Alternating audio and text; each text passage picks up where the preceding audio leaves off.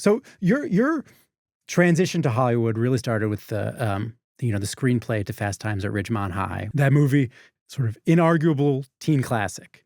The first movie you wrote and directed, Say Anything. Another, I think, inarguable teen classic. Maybe doesn't even need the term teen put in front of it. Thanks. And then really just kind of like You sound like me trying to talk to Cusack about why you should do the movie. Just forget the teen part. Forget it. And then it's really just a pretty amazing run. So it's Singles, Jerry Maguire, Almost Famous, Vanilla Sky, which is, I think, 2001, which some people might quibble with, but but made money. Is it certainly a bold film? Wears well over time, I feel. Go ahead. Since Vanilla Sky, it's been Elizabethtown, We Bought a Zoo, Aloha, the TV series Roadies, which I'm sure they have their fans, but I don't think anyone would really argue that they're on the level of the work that came before. Something changed there. And how do you understand that shift?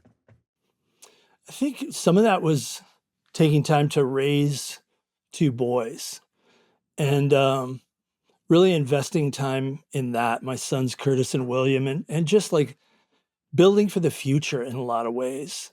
And I actually appreciate the question because I've thought about it too. And I think there are waves you go through as a writer where you feel connected to things that you really need to write about and have the skills to do it properly. And then there are times where, as Billy Wilder says, you want to chase the batting average of the left fielder in the Dodgers, where like if you get close to a 500 season, you might be a legend. I think all the movies that you mentioned, including Roadies, the series, they have pockets of stuff that I'm super proud of and are part of a growth step that I think is still happening. We Bought a Zoo. I'm really happy with We Bought a Zoo. We Bought a Zoo speaks more to me over time than many of the other things I've done. My mom thought We Bought a Zoo was one of the very best. I know the title is daunting and kind of sends people into another place when they see the title. It's like, maybe I'll choose something else tonight. But We Bought a Zoo has a misleading title, I think, in many ways. Well, I mean, it is what the movie's about.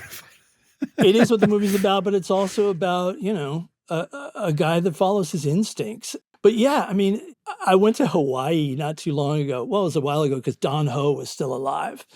And I went to see Don Ho, and there's like a line to get your CD by Don Ho signed after the show. So I'm in the line, and I get up to him, and I have my CD, and I say, "Hey, Don, it's to Cameron." And he goes, "How long ago did you retire?" And I'm like, "Retire?"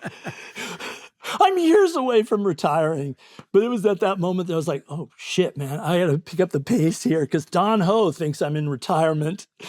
And I've never felt more, excited about telling a story. And I think the Joni Mitchell movie is exactly the right story to be telling right now. So, it's one long adventure that I'm very proud of.